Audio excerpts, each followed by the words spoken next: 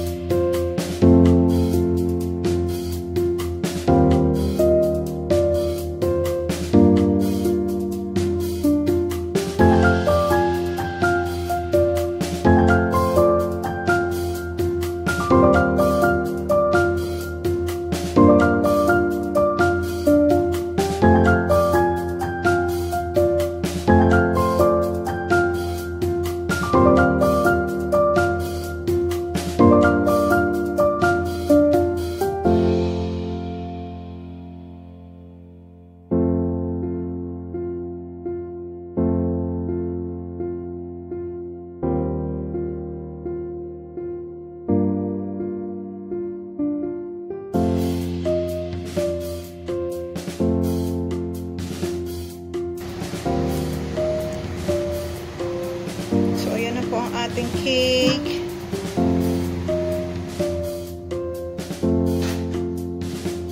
So, gagawa po tayo ng ating chocolate ganache.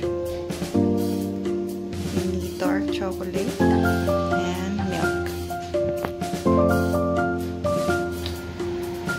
So, let's just add our milk and then try po natin muna sa microwave kung gagana or matutunaw siya. It's my first time to do this, so try and error lang po muna. Let's see what will happen. So, I set the microwave medium-high for 2 minutes and then tingnan po natin kung matutunaw ang ating chocolate. So, yan po ang nangyari after, actually hindi natapos yung 2 minutes. So, tunaw na yung chocolate pero hindi ganun yung gusto nating consistency ng ating chocolate. So, epic failed. Pero let's try to fix kung ano pong dapat natin gawin. Or pwede natin gawin. So, ayan po ang ating chocolate. So, minagic ko siya. Pero hindi pa rin siya ganun gaano. So, naglagay ako ng sugar. Nag-add po ako ng sugar at saka cornstarch. So, i-check lang muna natin. Let's see what will happen later sa ating cake.